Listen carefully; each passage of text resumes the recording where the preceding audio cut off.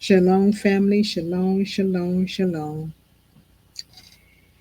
I'm going to attempt to share some more information on a couple of books. I'm not going to be long on them. I'll try not to. Um, so there's actually four books I'm going to be sharing, and I download them from the U.S. archive.gov, or you can buy them from ABE Books or eBay. So if you want the book form on hand, you can purchase from those two bookstores, or you can download it from the usarchive.com. I have most of them on the usarchive.com, but I've also ordered a lot of the books too because I wanted to have them on hand just in case something happened and they took them off the archive. So basically, the books is going to be describing the Egyptians, the Negroes, compared to Negroes in the Israel to Egyptian, um, Ethiopian, Abyssinians, Chaldeans, Nubians, which are all melanated people. As you can see here, these are all melanated people, and this is how the people look back then in ancient time, and they still have seeds that look just like them, mixed in too with other nations. But we didn't lose our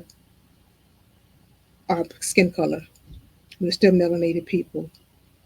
They just don't show us up front in the media. They always have us back in the background. But the original people are still here on Earth, just as well as the offspring or half, what they call half breeds, I guess. So, anyways, I digress. I'm going to go to the first book or article.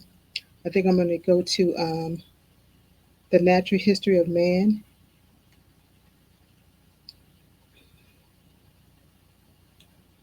And I'm going to enlarge this as much as I can. And then I'm going to read. It says here, it must be remembered that this has come from a book called The Natural History. The Natural History is the book. You can download it from the US archive.gov, .com. And this is a historian by the name of a historian and a doctor that do cranial testing on skulls. Actually, Blumenbach and Dr. Morton. So it says it must be remembered that Black and Buck, whose opportunity of examining Egyptian skulls have been generally more limited than those of which Dr. Morton has so successfully availed himself, had recognized among the ancient Egyptians three craniology types or different national shapes of skull. These were termed by him the Ethiopian form, by which he meant the Negro, or the something approaching to the Negro shape. That was one. So he said the three skulls that they examined. One was the Ethiopian form, or called Negro form. Um, the other one, nope. Let's go back. It goes on to say here, Hindu,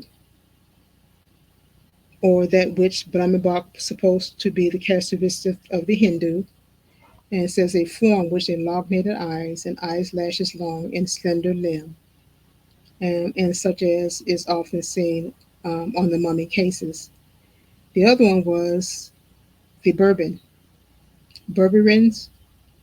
from an opinion that it belongs to the inhabitant of the valley of the Nile in general and is preserved by the modern Berberers or Barbara as the Nubians, who border on the Nile or generally called.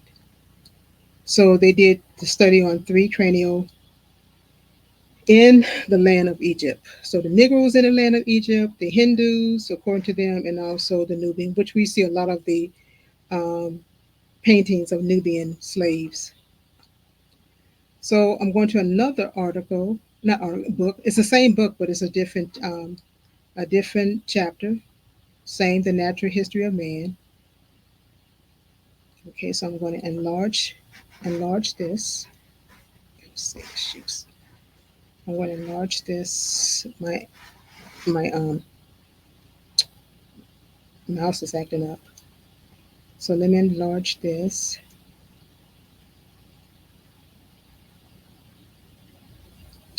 And I think I'm going to go back.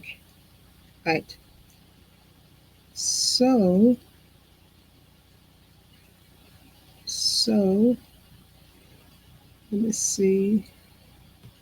I'm going to share it, and then I'm going to enlarge it. And we're talking about Herodias. Herodias traveled in Egypt, and he described the Egyptians, was therefore well acquainted with the people from personal observation. He does not say anything directly as to the description of their person, which were too well known to the Greeks. So it's well known to the Greek how they looked. Um, to need such an account, but this indirect testimony is very strongly expressed after mentioning a tradition. Let me move my computer over. Um, that the people of Goshen were a colony from Egypt.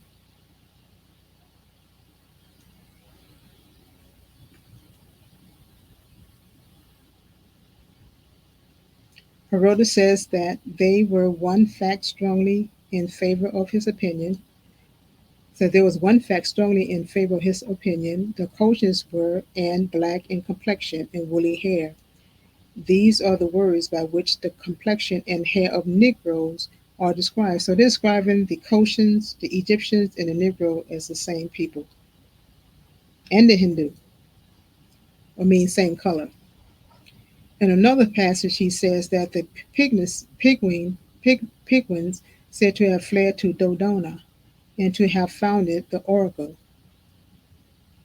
was declared to be black, and that the meaning of the story was this: the oracle was in reality founded by a female captive from Thebaid.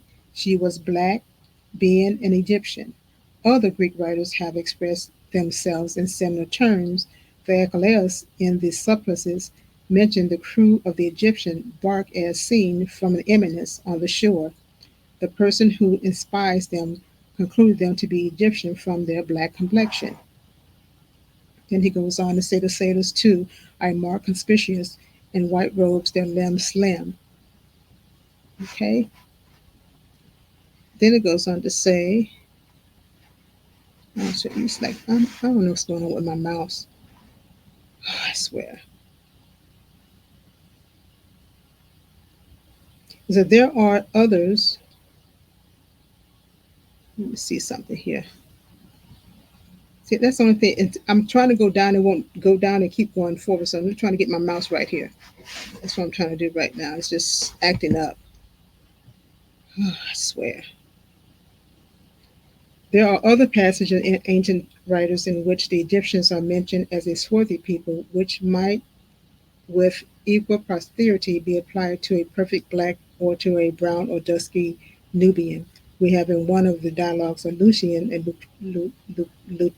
Lucretius ludicrous description of a whew, young Egyptian who was represented as belonging to the crew of a trading vessel in the Paris. It is said of him that besides being black, he had projecting lips and was very slender in the legs, and that his hair and curls, bushed up behind, marked him to be a slave.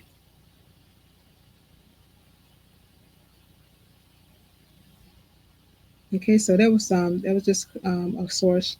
I mean, of another chapter in the book that talks about the complexion of the Nubians, the Egyptians, and the Negro. That they all had similar, either kinky hair, dark skin, kinky hair.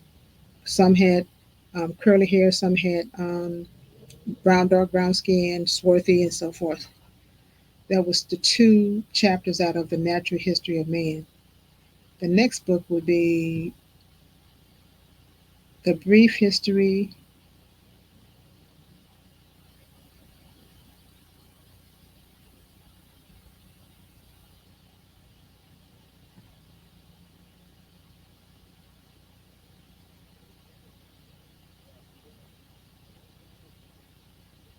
The brief history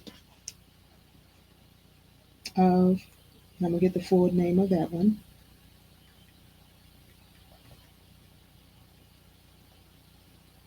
And that book is A Brief History.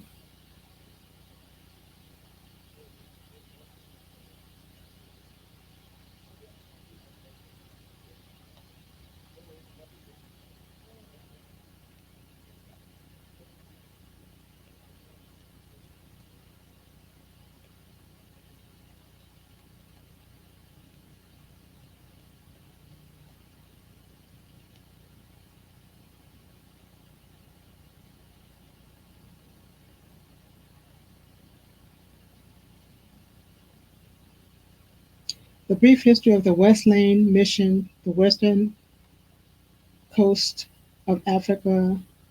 So it's a brief history of the Westland Mission on West Africa or West Coast of Africa.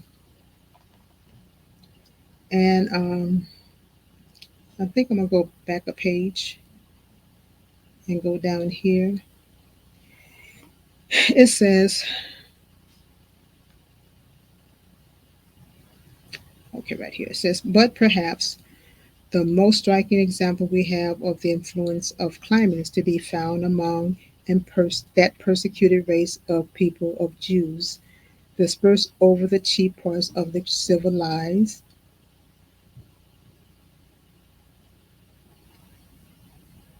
globe, but prevented by religious motives from mixing with the rest of the mankind.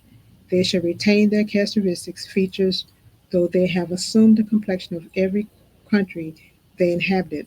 Thus they are fair in Britain, in Germany, brown in France and in Turkey, swarthy in Portugal, in Spain, olive, light skin, light brown, because it came in light brown, brown, dark brown, black, the black. Um, so they mixed, but they still kept their color. In Syria and Chaldea, tawny or copper or color in Arabia and in Egypt and nearly black in Abyssinia. And yet they are all Judeans of one common ancestry, nation, and language. Though scattered all the earth, they lie. It goes on to say, if therefore, as has been well observed, always observing us, the human race be divided into species merely from the color, it must necessarily follow that if the Negro formed a specific class because they are black, those of an olive and tawny complexion must form another class. That doesn't necessarily mean they'll form another class.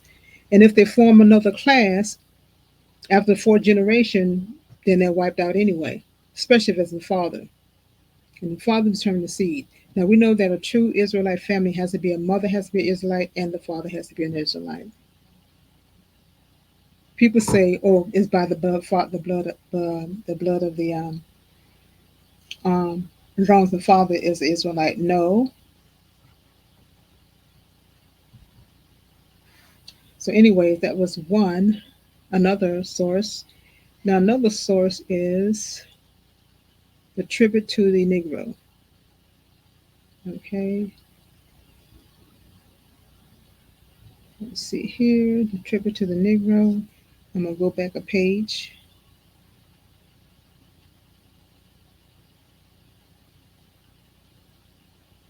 No, I guess I won't have to go back a page. So we're gonna go here.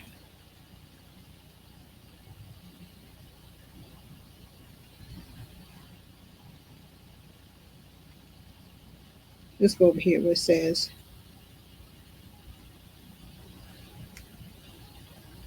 okay, it says these are excellent. This has come the tribute to the Negro for Negro. It says these are cases especially urged by those who argue in favor of diversity of species in man on the grounds of features and color. Instances are also abducted in which individuals transplant into another climate than that of their birth are said to have retained their peculiarities of form, color unaltered, and to have transmitted the same to their posterity for generation. But cases of this kind often substantiate to a certain extent appears to appears to, excuse me, okay, my mouse go again. Darn it. To to have been much exaggerated both as to the duration of time ascribed and the absence of any change. Nicholson said the Jews, however slightly their features may have assimilated to those of other nations among whom they are scattered. So the original color of the Jews, the dark skinned Aboriginals, the real dark skinned Jews, when they mixed in with other nations, they created different shades of color. It says the Jews, however, briefly feared their features may have assimilated to those of other nations among whom they are scattered from the cause. Causes already stated certainly form a very striking example as regards the uncertainties of perpetuity in the colors. Descended from one stock and prohibited by the most sacred institution from intermarrying with the people of other nations, and yet dispersed according to divine prediction, which is by the Most High, unto every nation on the globe. This one people is marked with the coloring of all fair and Britain. So it says that the divine prediction by the Most High, when He scattered His people, when they start mingling among the nations, they start creating different shades of individuals and features based on where they scattered.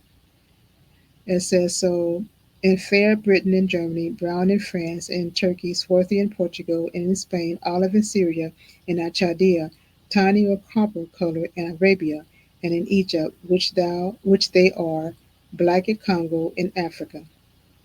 So that was another sort. That's a tribute to the Negro. There's another one here. I think I need to share. I share that one and that one. Okay, so that's the last but not least. The natural management is the light and truth. Now, this, if you don't get any other book or download any of these other books, please download this one. Please, please, please, please, please, please. Now, this book is called, is talk about, I'm going to share some truth about the prophets. This particular, um, let me see, right here, the history of the prophets. And just to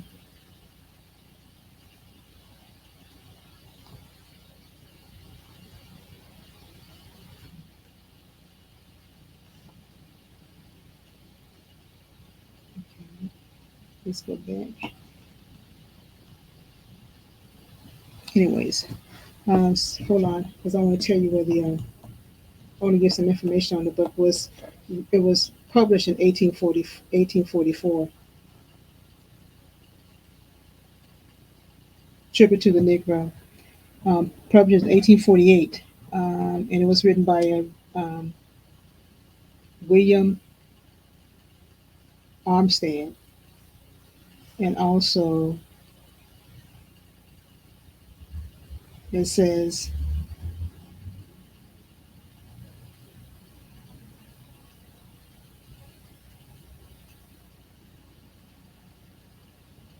tribute to the Negro. No, that's not tribute to the Negro. I'm sorry. I'm talking about the light of truth. The light of truth, light and truth, collected from the Bible and Ancient Land, modern history. This one was published 1844. Um, Universe of History by R.B. Lewis. That's online right now with ABE Books. I think the ABE Books is $37 for a hard copy, and eBay is almost $60. But then I looked at some other places and sources, and it was a little too expensive, $99 and so forth. But anyways, like I said, I buy my books from ABE Books, and also very rarely I do eBay. Lately, I've been doing ABE Books because that's where I've been buying all my books. And what they do is they come from out of the country, that I get from India and a couple other places. So it takes about it really don't take down maybe a week or so. But what they do is they scan when they make their books, they scan them from the page, and they say they don't add anything, they don't take away anything, and they scan it as is, basically. So they don't alter anything. That's why I like buying from them. I'd rather wait the 2 3 weeks for the books. But anyways, it says the history of the prophets. The ancient prophet whom God in wisdom who from the different nations and tribes to prophesy unto the people this word and teach them his commandment. For the Lord thy God will raise up unto thee a prophet from the midst of thee of thy brethren. And these are the prophets in this chapter that he has written several, probably several paragraphs about. It gives the date, the supposed chronological arrangement of the prophecies, and order in which they may be mostly intelligently read is as Jonah, Amos, and so forth, and gives the BC 856 BC 784 and so forth. So it gives the period. It says the prophet Noah. Noah, the son of Lamech, was a prophet of the antediluvian world. A knowledge of the deluge was made known to him in 120 years before the flood. He was a just man and faithful preacher of righteousness. He warned the people of their destruction by a flood. God commanded Noah to build the ark.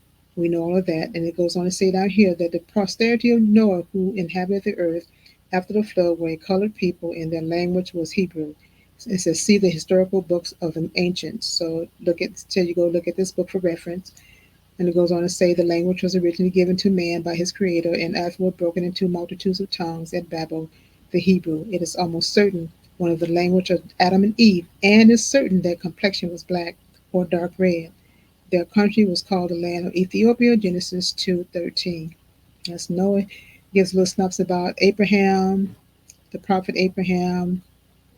The Lord called Abraham in 1921 BC. He was 75 years old, and the 10th lineage descended from Shem, born in Chaldea, the land of Nimrod. I say he was a righteous man and so forth too, and that also that I didn't know this about him, that he was an Ethiopian. Oh, it says Abraham, the prophet Abraham, the son of Terah, the Lord God called Abraham. He was. It says Lot, righteous, the son of Haran, Abraham's brother's son, who prayed for his brethren of Sodom and Gomorrah, and the border of Canaan, a wicked people of a black complexion, whom the Lord threatened he would destroy, and their cities for their wickedness. That is the story of Lot. They have something out here for the story of. Did I miss somebody? That's Lot. Then also Moshe talks about Moshe here, that he was hmm, is a Moses, prophet Moses, son of Abraham, a Hebrew of the tribe of Levite, a prophet of Egypt, and a leader of the Israelites. It goes on to give you the books here. Now he delivered Moses unto tribes of Israel, and it came to Moses, his deliverance of the Hebrews, and Moses led them out. Joshua gives his Joshua books about Joshua, some information on Joshua. The book of Ruth, Samuel the prophet. Okay. Um, Also Esther the queen, Haman. Haman was a descendant of Ham. I didn't know that. Haman, an Agagite of the race of the Amkiah, the descendant of Ham, a great favorite of the king of the Harassus, offended Mordecai. So he was a descendant of the Hamite, which is an African tribe. Job, Job, a perfect, blaming, and holy man who lived about 1500 BC. The word of Job to his friends, my skin is black upon me. Thus he said, speak of himself, for he was an Arabian shepherd who dwelt in the land of Oz. I didn't know that. And I have read that in some other books too. And I also found this information on a website called Just Genesis. She's an anthropologist that based all her information on um, linguistic migration, DNA or molecular DNA, molecular DNA, archaeology, all her facts. She just doesn't go by biblical, but she's an anthropologist and she's a good website. You may want to go check that out too because it has a lot of information on how Abraham's original family migrated from the Nile, which is near Chad, up through Mesopotamia and also into Japan. But it's a really good read. It's a lot of information on her website. So go check her out. Again, it's Just Genesis, and her name is Alan C. Lindsay. This is Job. It also said that excuse me, he was, sorry, y'all. He was a perfect man upright, and there was a day when his sons, we know about the sons, how they were destroyed. And it says the Sabian, the descendant of Cush, fell upon Job's servant with the edge of a sword and slew him, and drove away his oxen and asses with them. And the Chaldeans were Ethiopians, made, it says the Chaldeans, Ethiopians, made out of three bands and fell upon the camels and buffalo. I didn't know that either. David, there's something about David. Last but not least, Solomon. Solomon, the son of Solomon, was wise, the wise man. The word of Solomon, the son of David, to his friends: I am black but comely, meaning graceful. O ye daughters of Jerusalem, look not upon me, because I am black as a tent of Kedar, as the curtain of Solomon. Here, and this is what I didn't know, here Solomon describes his color to be as beautiful as the tent of Kedar, who, whose tent were made of black goat hair. Hmm. Also, travels tells us camel hair was used for the covering of the tents, and that appears beautifully in the distant traveler. So was Solomon to Israel as the curtains of Solomon. There was a shelter, a cover from injury, or a cave in Arabia where the shepherds with their flocks at night fled for protection. So did Israel, and all the kings of that country fled unto Solomon for wisdom and knowledge. So, anyways, y'all, that's about it. I'm going to go ahead and get off here. I've been on here trying to trying to download this on my laptop, and three times. This makes the third time. Just having a little issue with my mouse and all this other stuff. So hopefully this made sense to you all. Um, Again, share this information. Share this information regarding the books, where they can find them and locate them, because a lot of times people don't have the money to purchase these books. So it's a good thing that you can find them online. And again, archive, usarchive.gov, usarchive.com is a very good website. Um, um, Place to download PDFs. Really good. I get a lot of my books from PDF, and then if I like them, then I'll purchase them. Purchase them. So, anyways, y'all, spread this truth. Don't let people talk you down or discourage you or say that it doesn't matter, because all truth matter. Yeshua HaMashiach said to himself that the truth shall set you free, and free indeed it does, because it frees your mind from all the lies and deception. And once you get that truth, everything start making sense, start falling in place like a puzzle. So keep on spreading this, to if you have children, spread it to your young men and young women, so they can be the next one passing it on after you. We have to continue to spread this truth, because there's been a lot of lies taught to us from the moment it's brought us over here, and still trying to teach us lies. Uh, they can't stop this awakening. The Most High is about to clean up this place. So he's trying to get his people that want to listen and want to turn away from their unrighteousness and wickedness and turn back to him and worship him in spirit and in truth. And that is the only way we're going to be able to get to know him and to hear what he has to say to us, is by worshiping him in spirit and in truth. And that spirit and truth means his word, and keeping them. As James says, just not be hearers of the words, but doers, because the doers are the one that's blessed. So y'all be encouraged.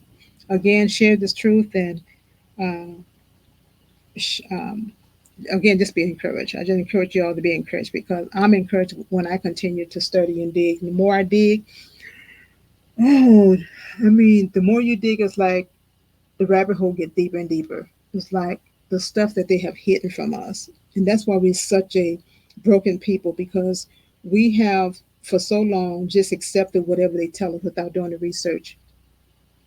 So now it's like, if someone comes to me about, just make a statement about something I'm talking about or I have on my channel, then my thing is, you need to support that premise. What sources did you what sources did you have to come to that conclusion? That's what I'm learning how to do. So I'm trying to make that a habit, and I would appreciate if someone come on my channel and tell me something that's not true. Give me a source so I can go and look at it, because that's how it's going to help me to determine if I'm misinterpreting the information that I have. So I just say that continue to, y'all stay faithful until the most I return. I say shalom and have a blessed evening because I am so tired.